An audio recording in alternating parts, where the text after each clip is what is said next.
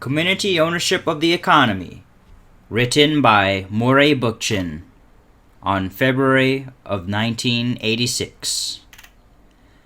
I have advanced the view that any counterculture to the prevailing culture must be developed together with counter-institutions to the prevailing institutions, a decentralized, confederal, popular power that will acquire the control over social and political life that is being claimed by the centralized, bureaucratic nation-state.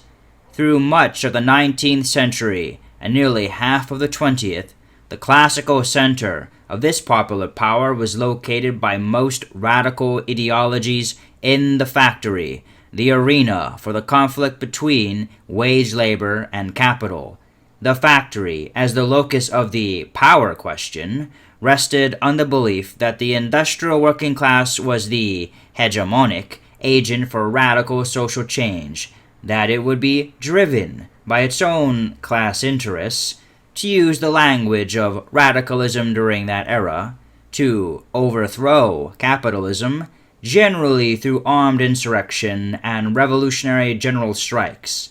It would then establish its own system of social administration, whether in the form of a worker state, Marxism, or confederal shop committees, anarcho-syndicalism.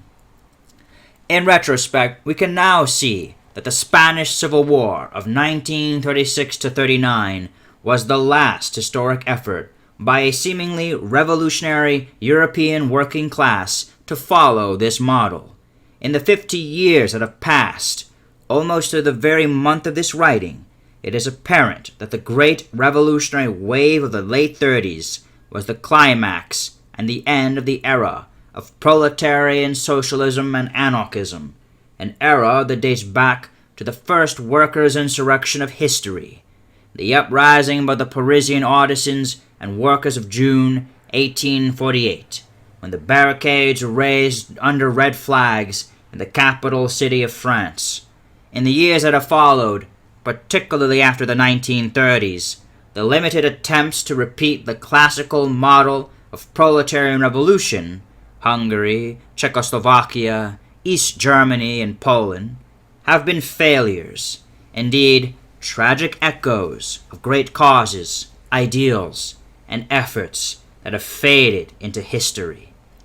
Apart from insurrectionary peasant movements in the Third World, no one, aside from some dogmatic sectarians, takes the models of June 1848, the Paris Commune of 1871, the Russian Revolution of 1917, and the Spanish Revolution of 1936 seriously, partly because the type of working class that made those revolutions has been all but demobilized by technological and social change, partly because the weaponry and barricades that gave these revolutions a modicum of power have become merely symbolic in the face of the immense military armamentorium commanded by the modern nation-state.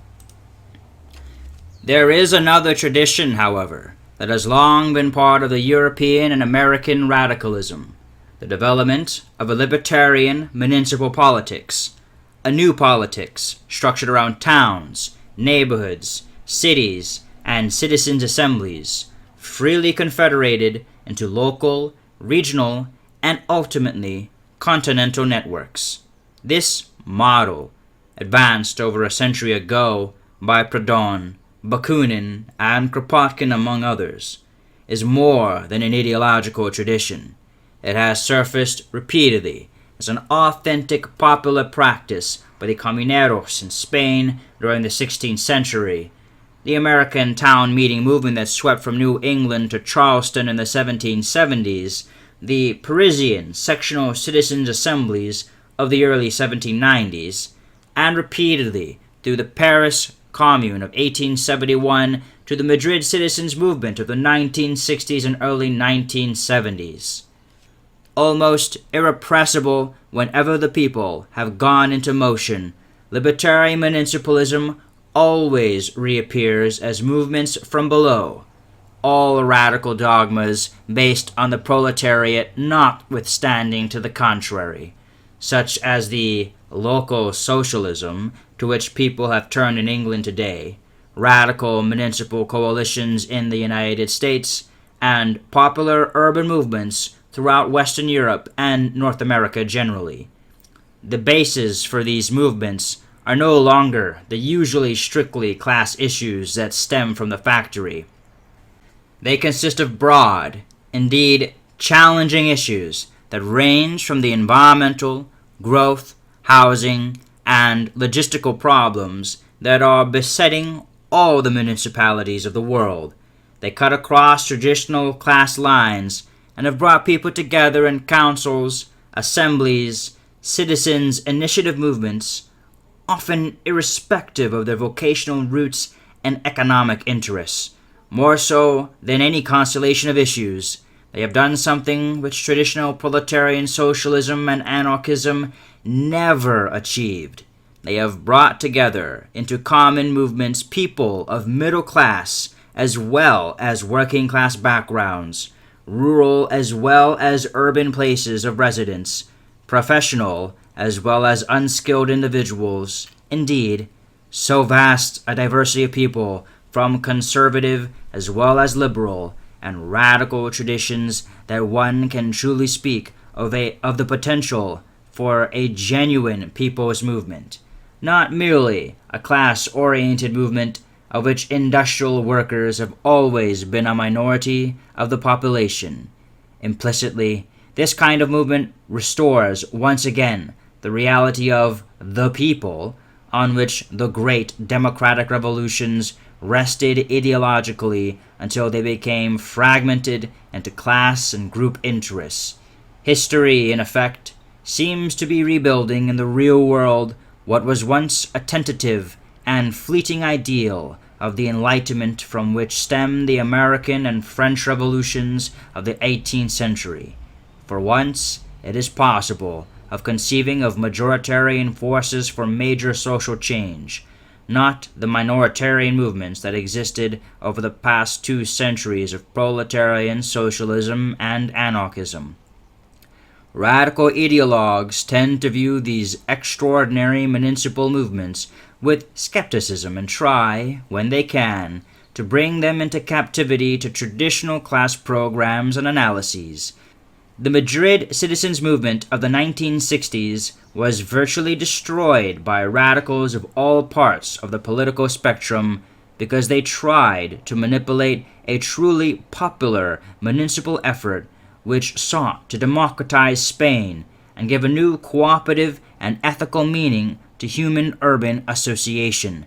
The MCM became a terrain for strengthening the political aspirations for the socialists, communists, and other Marxist-Leninist groups until it was all but subverted for special party interests. That libertarian municipal movements form the only potential challenge to the nation-state today and constitute a major realm for the formation of an active citizenry and a new politics, grassroots, face-to-face, and authentically popular in character, has been explored in other works written by this writer and do not have to be examined here. For the present, it is necessary to ask a very important question. Is libertarian municipalism merely a political model, however generously we define the word politics, or does it include economic life as well? That a libertarian municipalist perspective is incompatible with the nationalization of the economy, which simply reinforces the juridical power of the nation-state with economic power, is too obvious to belabor. Nor can the word libertarian be appropriated by propertarians, the acolytes of Ayn Rand and the like, to justify private property and a free market. Marx, to his credit, clearly demonstrated that the free market inevitably yields the oligarchic and monopolistic corporate market with entrepreneurial manipulations that in every way parallel and ultimately converge with state controls. But what of the syndicalist ideal of collectivized self-managed enterprises that are coordinated by like occupations on a national level and coordinated geographically by collectives on a local level? Here, the traditional socialist criticism of this syndicalist form of economic management is not without its point.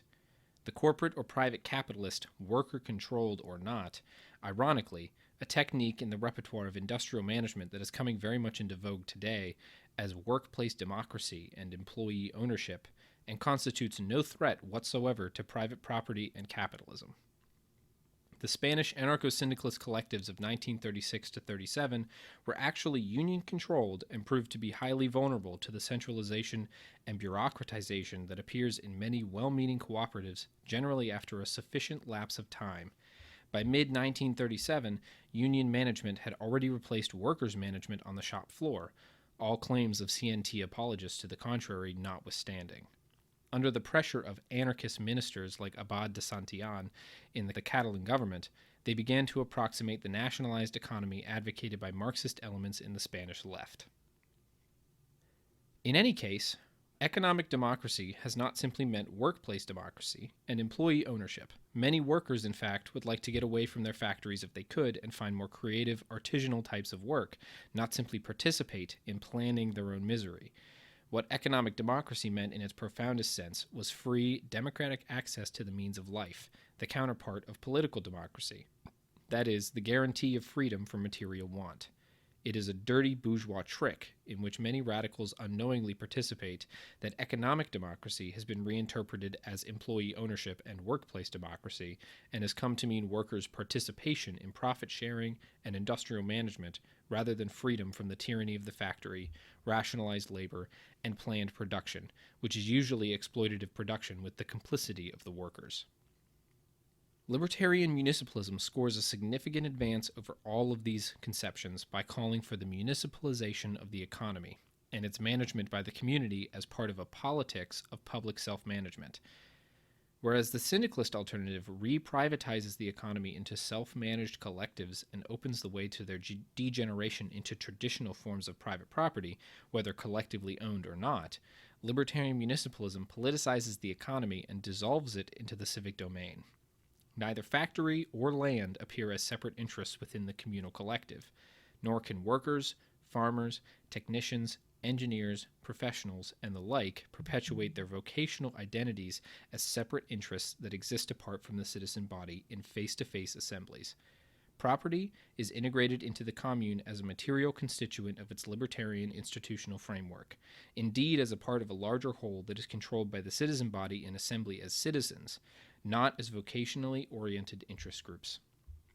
What is equally important, the antithesis between town and country, so crucial in radical theory and social history, is transcended by the township, a traditional New England jurisdiction in which an urban entity is the nucleus of its agricultural and village environs, not as an urban entity that stands opposed to them. The township, in effect, is a small region within still larger ones, such as the county and the bioregion. So conceived, the municipalization of the economy must be distinguished from nationalization and collectivization, the former leading to bureaucratic and top-down control, the latter to the likely emergence of a privatized economy in a collectivized form and the perpetuation of class or caste identities. Municipalization, in effect, brings the economy from a private or separate sphere into the public sphere where economic policy is formulated by the entire community, notably its citizens in face-to-face relationships working to achieve a general interest that surmounts separate, vocationally defined specific interests. The economy ceases to be merely an economy in the strict sense of the word, whether as business, market, capitalist, worker-controlled enterprises. It becomes a truly political economy, the economy of the polis, or the commune. In this sense, the economy is genuinely communized as well as politicized. The municipality, more precisely, the citizen body in face-to-face assembly, absorbs the economy as an aspect of public business, divesting it of an identity that can become privatized into a self-serving enterprise. What can prevent the municipality from becoming a parochial city-state of the kind that appeared in the late Middle Ages? Anyone who is looking for guaranteed solutions to the problems raised here will not find them, apart from the guiding role of consciousness and ethics in human affairs. But if we are looking for counter-tendencies, there is an answer that can be advanced. The most important single factor that gave rise to the late medieval city-state was its stratification from within, not only as a result of differences in wealth, but also in status positions, partly originating in lineage, but also in vocational differentials. Indeed, to the extent that the city lost its sense of collective unity and divided its affairs into private and public businesses, public life itself became privatized and segmented into the blue nails, or plebeians who dyed cloth in cities like Florence, and the more arrogant artisan strata who produced quality goods. Wealth, too, factored heavily in a privatized economy where material differences could expand and foster a variety of hierarchical differences. The municipalization of the economy absorbs not only the vocational distinctions that could mitigate against a publicly controlled economy, it also absorbs the material means of life into communal forms of distribution, from each according to his ability, and to each according to his needs, is institutionalized as part of the public sphere, not ideologically as a communal credo.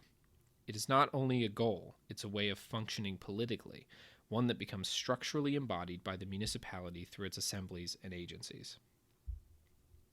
Moreover, no community can hope to achieve economic autarky, nor should it try to do so unless it wishes to become self-enclosed and parochial, not only self-sufficient.